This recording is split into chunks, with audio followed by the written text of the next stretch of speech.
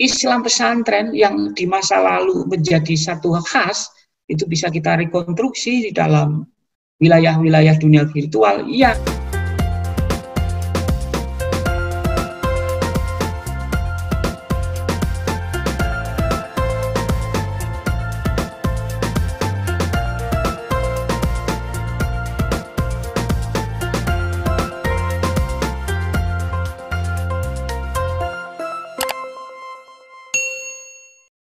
Nah, dengan demikian tantangan kita sekarang ini adalah bagaimana teks-teks semacam ini kita rekonstruksi ulang menghadapi era digital sekarang. Era digital ini tantangannya. Literasi syair pesantren di era digital bagaimana sekarang? Kita bisa tahu ya, sekarang ini masyarakat kita ini sudah lebih akrab dengan dunia virtual daripada dunia nyata. Faktanya terjadi begitu.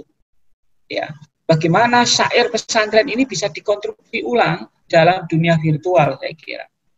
Mungkin bisa menjadi satu platform di dalam bentuk misalnya audio visual misalnya atau audio. Kita sudah harus mulai memikirkan begitu. Ya. Karena tantangan kita sudah berbeda dengan dalam konteks media begini, beda dengan ulama-ulama pada masa lalu. Dan ada revolusi gaya hidup sekarang ini. Ya. Kalau dulu orang bawa pacul, parang, mau ke kebun, sawah, ke ladang, sekarang yang dibawa adalah tongsis untuk selfie, untuk foto momen-momen tertentu yang dianggap penting. Dan tantangannya sekarang adalah di era virtual ini ada manipulasi, ada hoax, ya, yang itu tidak mudah ya diverifikasi, difalsifikasi. Ya, dalam hitungan detik, ya kita bisa menerima sekian banyak informasi yang bisa jadi sebagian besar tidak akurat. Ya, dan orang akan bisa memperoleh pengetahuan digital dari mana saja, sumbernya sangat mudah. Dan orang bisa berguru, orang bisa beragama tanpa guru. Ya, karena cukup lewat browser, lewat Google, dia akan mencari sesuatu yang dia butuhkan.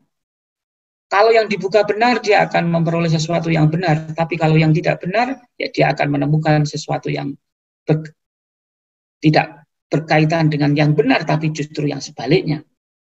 Dan ini tantangan. Bagaimana, kalau boleh saya menggarisbawahi, pendidikan dan dakwah itu dikemas dengan sangat asik, menyenangkan, ya, sehingga kita bisa menampilkan dunia pesantren yang di masa lalu, ya, syair-syair ini menjadi sesuatu yang hidup di masyarakat, ya. Ini kita geser di dalam konteks dunia virtual juga begitu, sehingga Islam pesantren yang di masa lalu menjadi satu khas itu bisa kita rekonstruksi di dalam wilayah-wilayah dunia virtual yang bisa memberikan manfaat kepada kehidupan umat Islam. Saya kira itu sebagai pengantar, semoga bermanfaat, dan ini hanya sekedar contoh, ada banyak teks-teks yang bisa kita temukan, yang teks itu ditulis dengan metrum, ya, atau dengan model syair. Ya. Ini saya belum tunjukkan, misalnya nanti ada yang model mocopat. Jadi dia mengadopsi tradisi Jawa, gitu ya. Tapi untuk menampilkan ilmu-ilmu keislaman itu juga banyak. Nah, ini tanggung jawab kita bersama bagaimana kearifan, tradisi, pembelajaran dan dakwah ala pesantren ini bisa dikontekstualisasi, bisa direkonstruksi ulang dalam konteks dunia virtual sekarang. Terima kasih. Waktu saya kembalikan kepada Gus Bilal. Assalamualaikum warahmatullahi wabarakatuh.